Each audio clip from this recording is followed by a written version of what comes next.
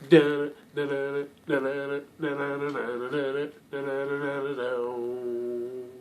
does that even mean, Bowers Game Corner? Ahoy there, YouTube! I'm back again today for another game review. And today I'm very excited to check out Chutes and Ladders. This is the Sesame Street edition from Hasbro. This is for ages 3 and up. It's for 2 to 4 players. And it'll take you, I don't know, 5 to 10 minutes to play. And in Chutes and Ladders, you and your children will be taking control of vicious cookie monsters and Elmos and possibly homosexual birds trying to climb ladders. But be on the lookout, because there will be chutes, aka slides, aka snakes, that will take you down! Do you have what it takes to make it to the top? Let's check it out and see how it works. Alright, and so let's take a look at what you're going to get inside of Sesame Street on our grip mat, which turns every game into a space cam. We're stuck in space. So we're going to take a look at the components, then we'll show you the mock game so you can see exactly how this game works, because it is a very simple game. First and foremost, you're going to get a board. It's dual fold. It goes from numbers 1 over to 10, and then it goes up and up and up, all the way up to number 100 up here. Also, you're going to get some little, some dudes, some double-sided dudes that will be moving around the board. There's Elmo, there's Cookie Monster, there's Bert, there's one more, but I lost him. I think it was Grover. And then you're going to get the spinner, which will have numbers 1 through 6. Pretty routine spinner. And what you're going to do is you're going to start at 0 on the left side of the board here. You're going to place your players, and then you're going to take turns spinning the spinner and going that number of spaces.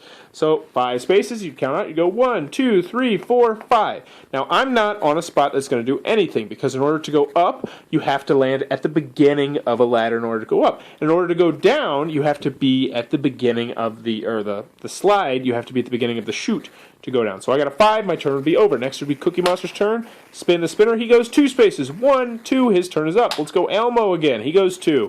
1, 2, so on and so forth. We're going to pretend like Cookie Monster rolls a 2 so you can see how this works. So if Cookie Monster rolled a 2, he would go 1, 2, then he would hop on this ladder right here and go whoop all the way up to the number 14, to which point he's going to proceed ups and down. I believe the biggest gain you can do is at the number 28, which will take you all the way up to the number 84. And I believe the biggest loss that you can have is either 87, which takes you all the way down to 24, or 62, which takes you down to 19. There is also one special ladder place at number 80 up here, which will automatically have you win the game. But the first person to get to number 100 is going to be the winner of the game. And that, in a nutshell, is how Chutes and Ladders, the Sesame Street edition, works. Ogery dokery, Chutes and Ladders, the Sesame Street edition from Hasbro. What are my final thoughts? Let's go over the pros, let's go over the cons. First, on the con side, this game is pure luck. When I say pure luck, I don't mean Uno amounts of luck, which there is some ways that you can hedge your bets in Uno. This is 100% pure luck. You are at the mercy of this spinner. If you spin bad, you lose. If you spin good, you win. That's a pretty big con. Also, it only plays up to 4 players, even though you can totally just use any old action figure or piece, because the pieces, because the spaces are pretty big enough. So you can definitely play 5, 6, 7 players if you would want to. Other than that, I mean, there's not really too much cons. It is what you expected. I liked, moving on to the pros, it's a great children's game for very young children who need to learn their numbers. That's it. This is why this game exists, in my personal opinion, to help children with their numbers and the counting and the rope movements and going 1, 2, 3, 4, and the concepts of up and down. This is an educational game in my mindset. You can strip aside Elmo and Cookie Monster and Grover and the Big Bad Wolf or whatever the heck's on there, and focus mostly on the pure educational aspects of this game, which are counting and up and down. This is a game all about math, which is good for kids. It's very, very good.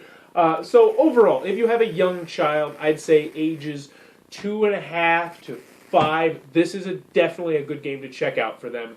Help them work on their math counting skills. They'll have a little bit of fun. Plus, this is one of the games where they can beat mom and dad because it is just pure luck. So it might be a little bit boring for you, but it's going to be helping your children with math, which is always a good thing. So that is Sesame Street's Chutes and Ladder, ones that I personally can recommend if you have children in that age range. If you enjoyed this review, please be sure to click on the subscribe button down below. Also in the comments below, let me know, do you like war games? I personally am lukewarm. The thing is, I don't have somebody who likes to play like 2-3 hour meaty war games. I don't know why I'm groping.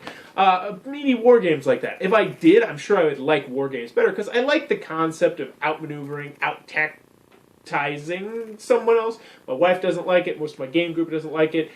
So I'm lukewarm on war games. So let me know in the comments below. Do you like war games? What is your favorite war games? And as always, thanks for your time, YouTube.